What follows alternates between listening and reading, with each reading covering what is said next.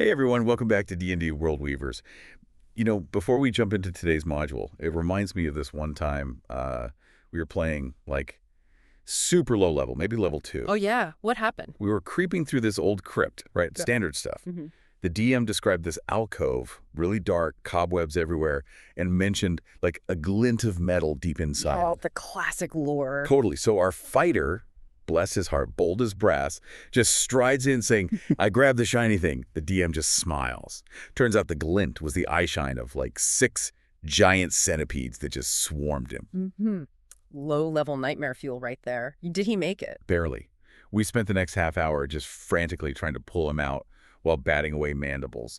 It was supposed to be spooky, ended up just being hilariously frantic. Sometimes the simplest things are the scariest, Absolutely. That perfectly sets the mood, actually. Yeah.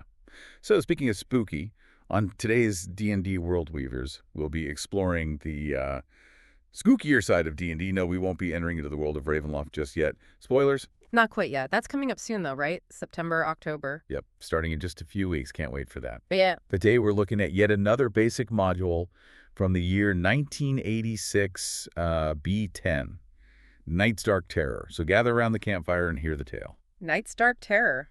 B10. Yeah, this is a really significant one from TSR UK. Came out in March 86. It's listed as an official game adventure, but it's got that interesting designation, doesn't it?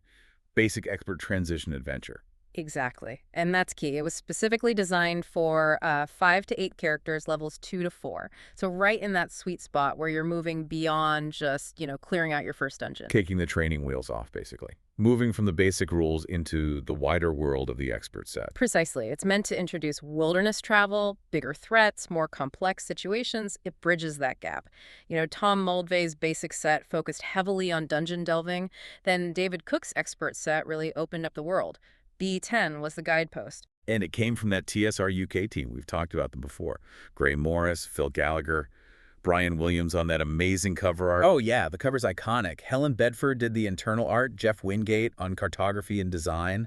They really had a distinct style over there under that Products of Your Imagination banner. That slogan always felt right for their stuff.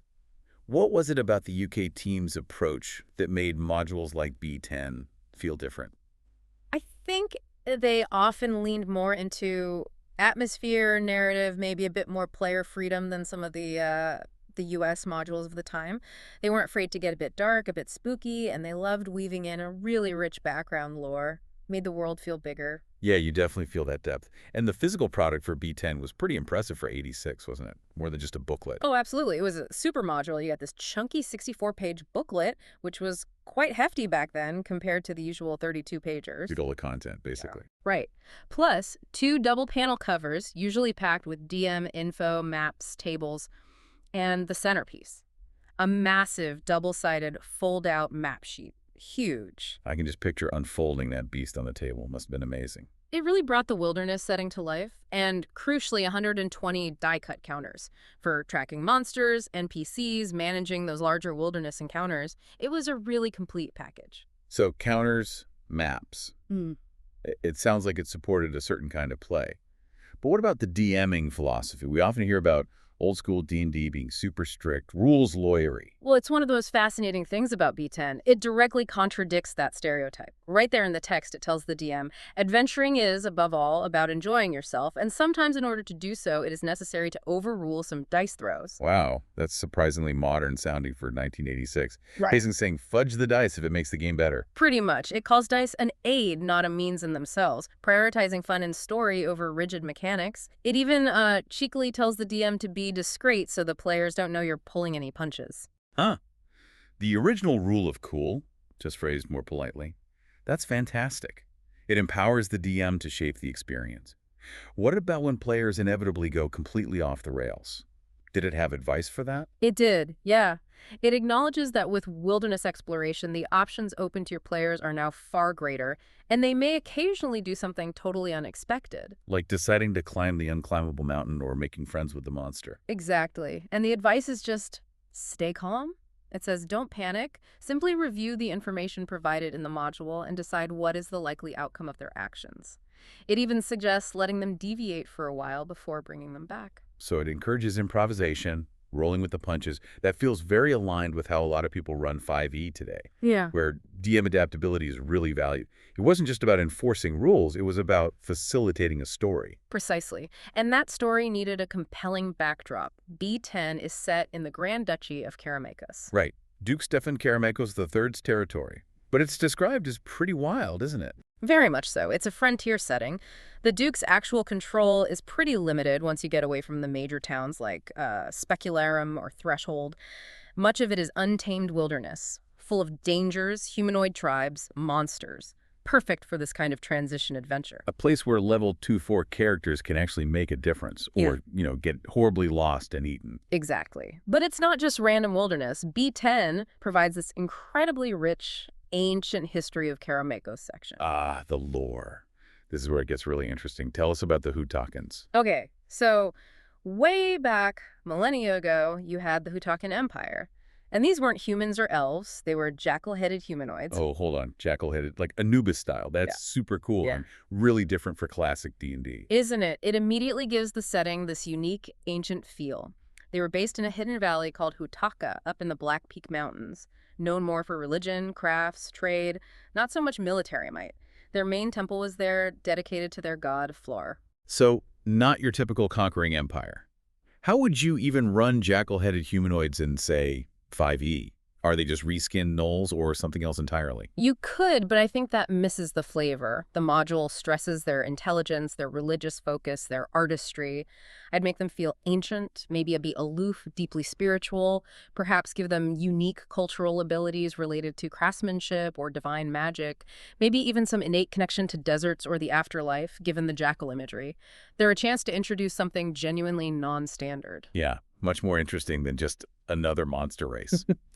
So they had this empire. Did they rule over humans? They interacted with a primitive human tribe called the Traldar. The Traldar basically traded their labor working the land, serving the Hutaakans in exchange for Hutaakan culture, protection, goods. It was sort of a client relationship. Okay, sounds potentially exploitative. Well, it gets darker. The Hutaakan priests became increasingly isolationist. Their main valley, Hutaaka, became restricted only for clerics and servants. They actively hid the way in. This isolation, though, meant conditions worsened for the Traldar working for them. Less reward, harder work. Ah, resentment builds. Exactly. Eventually, the Traldar revolted, a bloody uprising throwing off Hutaakan influence. But this conflict left behind key artifacts. Hutaakan tapestries depicting their history and a magical silver needle. Let me guess, the needle does something special with the tapestries. You got it. Touch the needle to a tapestry fragment and it magically weaves a map showing the area depicted, specifically the Lost Valley of Hutaaka. A huge MacGuffin. Ancient empires, fallen civilizations, slave revolts, magical map-making artifacts. That's a ton of background for one module. And this ancient history leads directly to the villain, right? Directly. Enter Golthar. He's a powerful magic user, the master of the Iron Ring, which is this nasty slaving organization operating in Karameikos. The Iron Ring. Sounds ominous. They are. So Golthar somehow gets his hands on an old Hutaakan manuscript. It leads him to ruins called Sitaka. And in the crypt there, he finds one of these sacred tapestries and the magical needle. Jackpot. Or so he thinks. Right. He starts using the needle, the map begins to weave, and then bam! Gelatinous cubes attack him in the crypt. Seriously. Gelatinous cubes. That's such a classic, almost comical D&D threat to interrupt this epic discovery. It's perfect, isn't it? He fights them off, grabs the tapestry and the needle, but as he flees, the ancient tapestry just crumbles in his hands, leaving him with only fragments and the needle. So he's got the key, but no complete lock. He needs more tapestry pieces. Yeah. And his Iron Ring bosses are probably breathing down his neck. Exactly. He's desperate. So he hatches a ruthless plan. He sends his hobgoblin lieutenants out to the Dymrak forest to rile up the local goblin tribes, the Red Blades, the Wolfskulls, the Vipers. Yeah, and unite the goblin hordes. Classic villain move. Yeah, but not just for random mayhem. He directs them to attack human settlements, specifically looking for anyone who might have other Hutaakan tapestries. Kill most, capture the rest as slaves for the Iron Ring. It's a targeted campaign of terror. Okay, so for you listening, this backstory is crucial. It means when you encounter those goblins, you're not just fighting random mobs, you're stepping into the middle of this ancient conflict, this desperate search. It adds so much weight. It absolutely does, and it connects directly to how the players get involved. The adventure starts in Kelven, that frontier town we mentioned. Right, the gateway to the Dymrak. The party is approached by a guy named Stephan. He's acting for his brother Kyodr, who runs a homestead called Sukiskyn, deep in the forest. They need help with something. Let me guess. It's not delivering milk and cookies. No. Kyodr's clan catches and breaks wild horses. They've just captured a herd of valuable pure white horses, destined for sale to the elves in a place called Riflian. A classic escort quest. Guard the valuable cargo. Pretty much. Stephan offers 100 gold pieces per character to escort the horses and his family members safely to Riflian. But there's a nice touch. He can be bargained up to 160 gold. A little nod to expert play right at the start. Encouraging players to negotiate. I like that. So you agree, you get on a boat. Stephan arranges passage on a riverboat run by a trader named Kalinos, heading upriver towards Misha's ferry, which is near Sukiskyn. Seems simple enough. Famous last words in D&D, I sense an ambush coming. You sense correctly. As the boat travels upriver, maybe 80 yards from the heavily wooded shore, clang. It hits a heady chain stretched across the water. The old chain across the river trick. Classic. It's an iron ring ambush. A reaver, sort of their elite warrior type, and like 16 hounds, they're basic thugs hidden in the trees. Arrows start flying, but it gets worse. Oh. Second round of combat, one of Kalinos' own crew, a new rower, pulls a knife. He's an iron ring infiltrator, attacks from within. Sudden, brutal. Welcome to the Dymrak. Wow, betrayal right off the bat too.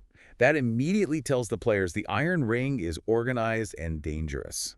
And this is where those wilderness combat rules kick in, right? Yards instead of feet. Exactly. It's a subtle shift, but it changes the feel. Combat becomes more spread out. Movement is measured in bigger chunks, 3 feet to a yard. Ranged attacks become more important. It forces you to think differently than in a tight dungeon corridor. Makes sense. You need to adapt your tactics for the open terrain. So after surviving that ambush, you continue upriver. Yeah, and the scenery changes, the forest close in, the river gets narrower, faster. You're really leaving civilization behind. The module emphasizes this transition. And does the wilderness throw more random stuff at you before you even reach the homestead? Oh, yeah. The module uses random encounters effectively to build atmosphere. You might hear wolves howling ominously as night falls near Misha's ferry. If you camp out, you risk getting attacked, maybe lost. Standard wilderness perils. Right, but also things like a cave bear if you stumble into its territory. And importantly, the module includes tables for weather and moon phases. Little details that make the DM bring the world alive. Is it raining? Is it a full moon? Adds to that dark terror vibe. Love that. Immersion through detail. So you finally push through the wilderness, maybe fight off some wolves, and approach Sukiskyn, expecting to deliver the horses. And instead, you smell smoke. Then you see flames. The barn at Sukiskyn is on fire. The homestead is under full assault by Red Blade and Wolfskull goblins. Chaos. It's thrown right into the middle of a battle. Total chaos. And here's a brilliant twist. The third goblin tribe, the Vipers. They were supposed to attack the south side. Instead, they betrayed the other goblins, stampeded the precious white horses out of their pens, and fled into the forest. What?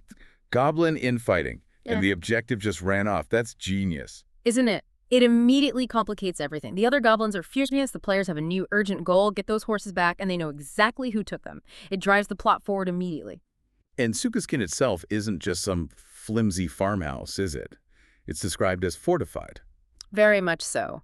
Oak palisades, stone tower for defense, heavy gates, crucially, no ground floor windows. It's built to withstand attacks. But they've already suffered losses.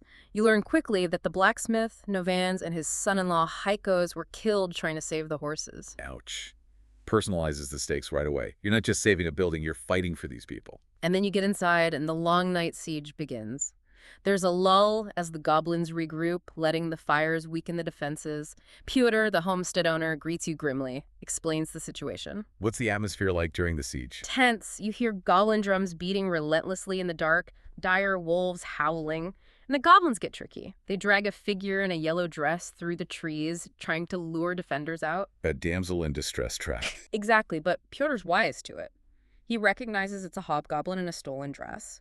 He basically acts as a guide for the players, offering tactical advice if they seem stuck. The module really uses him well as an NPC guide. And you meet his family, Daria, Taurus, Masha. Makes them feel real. Okay, connecting this to 5e. A siege like Sukiskyn is prime material. You could use stronghold rules, maybe skill challenges for managing resources or spotting goblin tricks. How would you run it on, say, a VTT? Oh, a detailed map of Sukiskyn would be essential. Let players position themselves, use the tower, the gates. You'd want distinct stats for Redblade and Wolfskull goblins, maybe give them different tactics. The dire wolves add another threat, the environmental stuff, the fire, the darkness, the drums. You can use all that for atmosphere and maybe even mechanical effects. It translates really well. It sounds like a fantastic set-piece battle. So assuming the players survive the night, the horses are still gone, right? Yeah. Taken by the Viper tribe. Correct. So the next day, the mission is clear. Track the vipers and recover the horses. Thankfully, the module says their trail is easy to follow. Lots of goblin and horse tracks heading out of the immediate area but sticking to the forest edge. Easy to follow. Yeah. Almost too easy. Maybe. The trail leads you past a scene of battle. Signs of a fight between the fleeing vipers and some dire wolves. Okay. A nice bit of environmental storytelling showing the forest is dangerous for everyone. Even the bad guys fight each other. Love it. Where does the trail lead next? It leads to a bandit camp.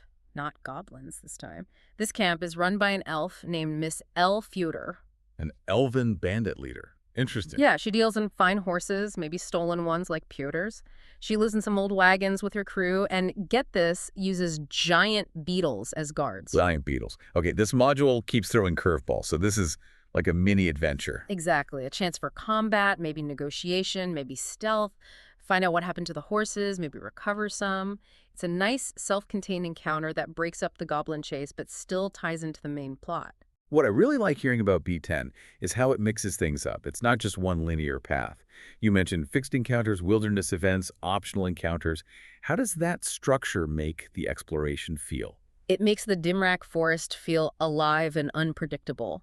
You have the main plot points, sure, but then you have these other locations and events that the players might stumble upon or the DM can drop in. It encourages genuine exploration rather than just following plot markers, much more sandboxy. Which really fits that expert level of play. Yeah. And hey, for everyone listening, if this sounds like your kind of adventure, remember we've got a link to a PDF of the whole module in the show description. Definitely check it out. Let us know in the comments if you'd run it. Yeah, do. One of the most memorable fixed encounters you might find is the Lake of Lost Dreams. Sounds ominous. What's there? Well, first, you might encounter Ilia pixies, invisible little fey creatures, identifiable only by their platinum neckbands. Cool little detail. But the main feature is the Black Mirror. A magic mirror. What does it do? Show you the future. Worse, it's this sheet of polished black obsidian in a fancy frame.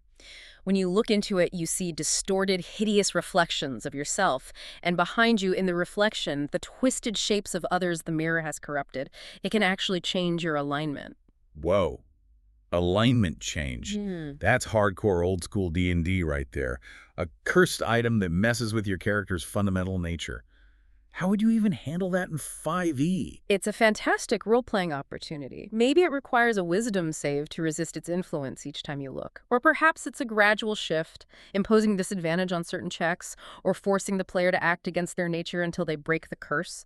You could even make it an intelligent item whispering dark thoughts. So much potential. And the lake area also has an old ruin nearby, guarded by skeletons, traps, gargoyles, a whole little side adventure. This module is just packed. What other optional locations are there? There's the gold mine. Players find dwarves and gnomes who are worried about disappearances. Turns out the culprits are orcs, the black web tribe, plus a nasty black creature, which is a shroud spider, and an ochre jelly. A classic mine crawl. Orcs, spiders, oozes. What else? The mine also features silver living statues. Small, but tough. They're immune to non-metal fire and take half damage from edged weapons. Need magic or blunt force? Silver statues. Again, such a specific, cool detail. Not just generic stone guardians. That implies a history, a certain type of magic. Treasure and lore combined. Exactly. It makes the world feel richer. And then, for pure spookiness, you have the tombs on the ridge. Okay, now we're getting back to the dark terror part. What's so scary about these tombs? 3 ancient burial mounds on this ridge of barren soil. Just being near them causes weird effects, like the Circle of Night, where it suddenly becomes pitch dark, even midday, and shadowy pillars glow green. And you get attacked by shadows. Strength-draining shadows. Oh, that's nasty. Classic, but always terrifying. Brutal. Then there's the sunken temple area. Weirdly, it fills with birdsong, flowers bloom, but it's all illusory. Inside the temple ruins, you face words. Words? What are those? Unique undead elves, dark-robed figures holding glowing red spheres, and they deal extra damage specifically to elves. Adds a tragic element if you have an elf PC. Plus, there are living Raku statues that squirt gray ooze and ooze blobs that dissolve your gear. Peak environmental horror. This module really leans into unique undead and environmental hazards, doesn't it? It sounds genuinely creepy. It absolutely nails that atmosphere. And speaking of atmosphere, the next major area is the petrified forest. Petrified forest, like everything turned to stone. Exactly. An entire valley smitten centuries ago by a magical blight. Trees, plants, animals, all frozen in gray stone. It's described as utterly silent, desolate.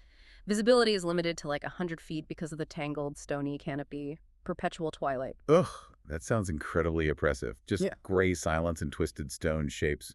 Prime territory for something nasty to be lurking. You bet. Giant bats flutter through the eerie quiet. And this is the main territory of the Wolfskull goblin tribe. They patrol with their dire wolves. They've even built their lair here. The Wolfskull lair, built into the petrified trees. Yeah, using hollowed-out petrified trees as structures. It's a really cool atmospheric setting for a goblin lair. Inside, you've got their leader, King Klaus, wearing a white wolf skin. But also, an old human woman prisoner named Babushka. A prisoner. Adds a rescue element, a moral choice. Right. And weirdly, giant ferrets as pets belonging to one of the goblins named Vlak. Little quirky details that make it more than just a monster barrack. Giant ferrets. Okay, I love that. This module is full of surprises. Hey folks, if you're digging this exploration of classic D&D weirdness, please do hit that like button, subscribe if you haven't, maybe share it with your gaming group, and ring the bell so you catch our next deep dive. It really helps us out. It does. So after dealing with, or maybe sneaking past, the Wolfskulls, the module introduces a really fascinating potential ally, Loshad, the Cheval. Cheval? What on earth is a cheval? It's a creature unique to this module, I think. It can change form between an intelligent horse and a powerful centaur. A horse centaur shapeshifter? That's awesome. What's his deal? He cares deeply about horses, sees them as noble, and he hates werewolves. He approaches the party with a specific bargain. Okay, role-playing a talking horse centaur who loves horses and hates werewolves. I'd give him this ancient, slightly world-weary vibe. Maybe distrustful of humanoids, but passionate about equine welfare. What's the bargain he offers? He knows the way to Hutaaka, Golthar's main base. He'll give you directions, but only if you help him first. You need to kill 2 specific werewolves, Balakask and her son Kalkask, and bring him their heads, and free their horses within a month. Whoa, it's intense. Kill specific werewolves, bring back heads, free horses you might have been hired to protect. That's a serious moral quandary. Its brilliant design forces a tough choice, and the Cheval isn't a pushover. AC 2 and horse form 5 is a centaur. Remember, lower AC is better in basic, so AC 2 is like plate mail plus shield plus. And 7+1, hit dice. This is a powerful creature, a potent ally, or a dangerous foe if you cross it. Okay, so let's say you make the deal, or find another way. You get directions to Hutaaka, Golthar's main stronghold. What's it like? It's an old Hutaakan settlement, partially ruined, built into these winding gullies above a river. It's crawling with enemies, wild rock baboons. Baboons? Yeah, and the Yellowfang Goblin clan who live there have actually trained some of the baboons as guards, plus Golthar's own Bloodhead Hobgoblin minions, and more Iron Ring warriors, a whole ecosystem of bad guys. Trained to guard baboons. That's amazing. So it's a multi-layered defense. Right. What about inside the actual ruins? More ancient dangers. You know it, the old Hutaakan crypts, now home to gelatinous cubes. Perfect ambush predators. Cubes again. Golthar just can't escape them. Seems not. And the old library is infested with giant spiders. So you've got current enemies, ancient traps, and classic monsters all mixed together. It sounds like a really challenging infiltration or assault. And this all leads to the big confrontation with Golthar, right? This is where the first major part of the adventure culminates. Exactly. You find out that Stephan Pewter's brother, the guy who hired you, has been captured and is being held in Golthar's torture chamber. Oh no, rescue mission time. Is Golthar there? He is. Interrogating Stephan, threatening him with a minotaur, the room's guarded by jade living statues which are immune to sleep and charm spells. And Golthar himself is slinging spells. It's the big boss fight for this section. High stakes. Minotaur, magic immune statues, Golthar casting spells. Gotta save Stephan. That sounds like a proper climax. And rescuing Stephan isn't just the end goal. It's also where you find the other piece of the puzzle. The nearly complete magical tapestry Golthar recovered. And the silver needle. Ah, the map maker. Right. touch the needle to the tapestry, and it weaves this detailed map of Karameikos, clearly marking Hutaaka, but also highlighting a pulsating golden area, the Lost Valley of Hutaaka, deep in the mountains north of a town called Threshold. So defeating Goltar here isn't the end. It's the revelation of the real prize, the real goal, the Lost Valley. That's brilliant module design, turns victory into a new quest hook. Precisely. It elevates the adventure beyond just stopping one bad guy. You've uncovered an ancient secret and Golthar's ultimate ambition. So you rescue Stephan, get the map. What happens next? Back to the homestead for beers. Pretty much. There's a joyous feast back at Sukiskyn. Pyotr's grateful, probably very drunk. But the celebration quickly turns to planning. Stephan, fired up by this discovery, proposes a new plan. Let me guess. Part 1. Finish the original job, deliver the horses. Yep. Escort the remaining white horses to Riflian, the elven village, but via a new route to avoid the Iron Ring near Kelven. Part 2. Journey to the Lost Valley of Hutaaka and stop Golthar from whatever he's planning there. I love that. A moment to celebrate, then boom, the stakes get even higher. But surely the Iron Ring doesn't just give up. Golthar might be temporarily down, but his organization is still out there. Absolutely not. The journey to Riflian is fraught with danger. More Iron Ring agents are actively tracking the party, named NPCs like Jolenta, Gactus, Axel. The pursuit is relentless. Ease the pressure on. Any interesting encounters on the way to Riflian? There's Gnome's Ferry, where you have to cross the Shudderga River and bargain with potentially eccentric gnomes, adds a social challenge. You might also meet a merchant caravan led by a Hyktos chance for trade, supplies, maybe picking up rumors about Iron Ring activity. Nice little touches that make the world feel real. So you reach Riflian, the elven village. What's that like? It's a small trading post of the Kalori elves. As you arrive, you might see the Duke's magnificent galley ship, leaving just a bit of world-building flavor. You can stay at the Silver Swan Inn. What by? Stubbs Platterman, a friendly halfling innkeeper. He knows Stephan. And he casually mentions that a dark lady with piercing blue eyes, clearly Jolenta was asking about Stephan and his companions just the day before, heading north. Chillin'. They're still right on your tail. A great bit of foreshadowing delivered naturally through an NPC. Exactly. It builds that sense of urban intrigue. From Riflian, the next stop is Threshold, a much larger town. Threshold. Sounds like a safe haven, maybe? Oh. A proper town with guards and laws. Well, yes and no. Threshold does have laws, very strict ones, actually, which can be a problem for adventurers. How so? Get this. Most weapons, like bows or axes, are confiscated at the gate. Only daggers and swords allowed openly. Armor is frowned upon. And the big one, no magic user spells allowed to be cast in town. What? No spells. How do they even enforce that? And what's the punishment? Offenders get hauled before the clerical court and can be hit with curses, like actual magical curses. It's harsh. Wow, okay, that's a major complication for any spellcaster PC. Yeah. How would you handle that rule in 5e without just shutting down a character class? Maybe stealth casting checks? Social maneuvering? Yeah, you'd have to get creative. Maybe require subtle spell components or make it about overt spellcasting. Perhaps the clerical court gives warnings first or imposes temporary penalties like Bane before dropping a full curse. It forces players to rely on wits, other skills, maybe find loopholes. It makes the city itself a challenge. A challenge, and clearly not safe because Golthar wouldn't just ignore you arriving in Threshold, would he? Not a chance. He's got a plan. First, a sighting during a parade, Golthar and Jolenta seen in the crowd, then they vanish. Just a psychological poke. Then, a staged phony rescue. Phony rescue. An Iron Ring agent, Malka, disguised as an old fortune teller, pretends to stumble in front of a cart. If the PCs help her, she rewards them with a cryptic clue, trying to lure them to an inn called the Crossed Swords. If they don't help, she accidentally drops a key for the inn with a note from Golthar, baiting the trap. Clever. So the Crossed Swords is the ambush spot. It's part of it. The inn itself is dusty, empty, except for a foul-smelling troll hidden in the cellar. Surprise brute. Nearby, a were-rat agent named Vokos watches the PCs, reports back to Golthar. Were-rats too. This is getting complicated. It leads to the were-rat hideout tunnels under the city, and that's where Golthar plans the real ambush with his forces. Sly, another named agent, Jolenta, hounds, were-rats, local thugs. It's a multi-stage urban trap. Threshold is definitely not a safe haven. Man, this module does urban intrigue really well too. It's not just wilderness and dungeons. Yeah. Okay, so assuming the party survives Threshold, it's finally time to head for the Lost Valley. Yes. Following the map from the tapestry, you head towards the Black Peaks, following the Foamfire River along the ancient Hutaakan road. And what new horrors await in the mountains? First, you enter the territory of the Death's Head Gnolls, a new major humanoid threat described as barbaric and formidable. Gnolls. Okay, different flavor from goblins. More savage, maybe. Definitely. You face their hunting parties, you might even find their sacred ground, a burial site ruled by Krasgat the shaman and her ghoul pets. They're a serious obstacle. And the terrain itself must be getting tougher. Oh, yeah. You reach a massive gorge with a 320-foot waterfall. The ancient road enters a tunnel here, the Passage of the Ancients, guarded by steel living statues. Steel statues now, after silver jade rock. Right. Then the mountain pass proper. Rockfalls requiring strength checks. A narrow, collapsed road needing careful footing. A high bridge where griffons attack your mounts.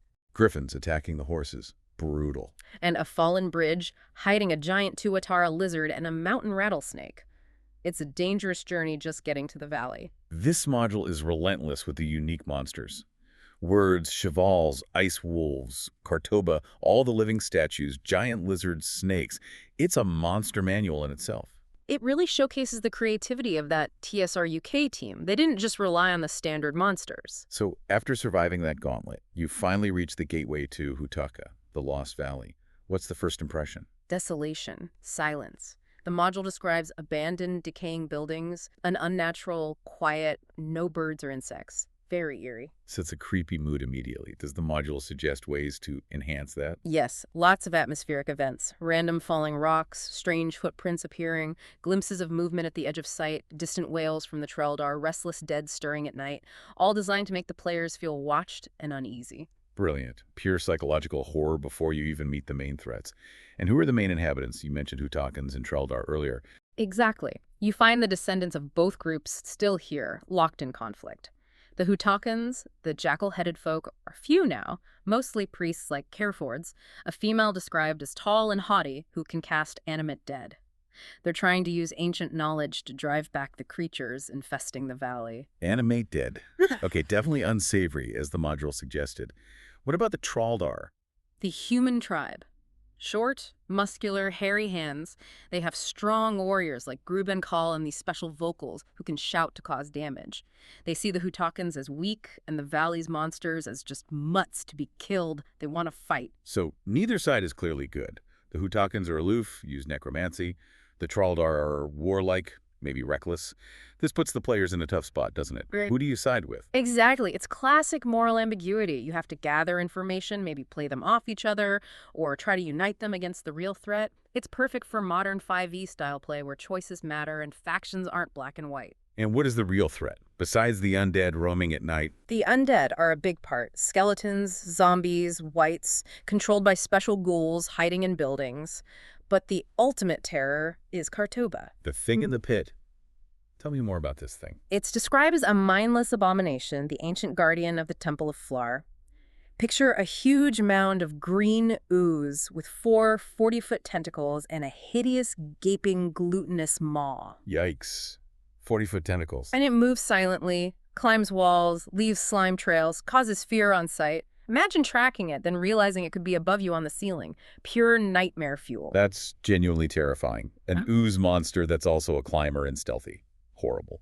So Kartoeba guards the Temple of Flar. Is that the final dungeon? Pretty much. The temple is the climax. It's a proper dungeon crawl inside this lost valley. You've got the Vault of the Elders magically locked with a mummy guarding the Knowledge of the Elders book. More mummies. Can't have a lost temple without mummies. Right. There's a fountain of power guarded by Ragadese nasty sucker-mouth creatures. Inside the temple, more living jade statues, a gray ooze pit with oozes on the walls, robing rooms where those special ghouls control the undead. Ah, so you can maybe stop the nightly undead hordes by taking out the controllers. Exactly. There's a secret passage with the High Priestess's corpse, now a wraith clutching a golden bowl, crypts with another mummy, treasure, and the magical silver needle again. The needle. What's it for now? It seems connected to the final goal. But first, you have to navigate the catacombs of Kartoeba, its lair full of slime, more oozes, and Kartoeba itself. and the key to the final treasure room. It's embedded in Kartoeba. You have to fight that thing and somehow get a key out of it. Oh, man. That is a suitably epic and terrifying end to a module called Night's Dark Terror. It really ties everything together, the wilderness trek, the ancient lore, the factions, and culminates in this incredibly dangerous dungeon crawl against unique horrors. We've mentioned so many amazing monsters. The Cheval, Ice Wolf, Word, Kartoeba, all those living statues. Silver Rakus, Jade, Steel, Giant Footpad Lizard, Mountain Rattlesnake, Shroud Spider, Ragadessa, Tuatara Lizard. It's an incredible bestiary just from one module. It really is. That creativity is a huge part of B10's enduring appeal. It gave DMs so many fresh challenges to throw at players, moving beyond just orcs and goblins. And beyond the monsters, the module itself seems really well designed for the DM, especially for its time. You mentioned the advice on expanding the wilderness. Yeah, really practical stuff. Basically saying, don't waste time detailing areas the players ignore. Focus on what's relevant, improvise the rest. Encourages that sandbox style. Smart DMing advice. Yeah. And those pull-out sheets sound incredibly useful. Player info, NPCs, weather, encounters, all handy. Made running the game much smoother, I imagine. And crucially, B10 wasn't designed to be a one-and-done adventure. It was meant as a campaign adventure. Right, you mentioned it provides hooks for further adventuring. What kind of hooks? Several good ones. Maybe the Death's Head gnolls come after the party seeking revenge. Maybe there's a haunted house and threshold connected to the Iron Ring. A really compelling one is Sukiskyn calls. The homestead gets burned down after you leave, the clan is abducted, and Pyotr seeks revenge. Instant emotional investment. Wow, that's dark but effective. Or just using Threshold itself as a base for more urban adventures. This module really was a campaign starter kit. It absolutely was. It showed DMs how to weave together wilderness exploration, dungeon crawling, urban intrigue, ancient lore, and compelling NPCs into a cohesive whole. So what's the big takeaway for listeners? How could you use B10 today, maybe in 5e? I think its structure is timeless. The way it blends exploration, investigation, combat, and moral choices is fantastic. You need to update stat blocks, obviously, maybe tweak some mechanics like the threshold spellcasting ban. But the core story, the factions, the unique locations, and monsters, highly adaptable. You could run a whole 5e campaign based on this, easily. It's a masterclass in adventure design. From a simple escort mission to uncovering lost empires and battling abominations, Night's Dark Terror really delivered an epic scope. An amazing journey. We certainly hope you enjoyed this very deep dive into Night's Dark Terror. Remember, you can find all our deep dives, plus the free PDFs like the one for B10 over on the Triptogram Productions YouTube channel. Lots of gaming stuff, music, check it out. New deep dives and PDFs drop every Saturday night. And please drop us a comment below. Did we miss anything crucial about B10? Are you enjoying the show? Got an old RPG book you want us to tackle? We'd love to hear from you. What's your favorite classic D&D module?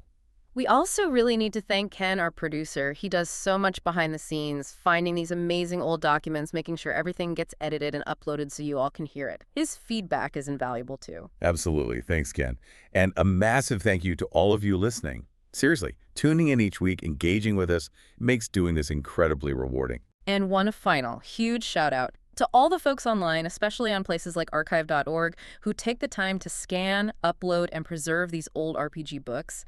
Without their efforts, so much of this gaming history, these amazing adventures, would just be lost. They're doing truly important work. Here. So the next time you're prepping your game, maybe think about this.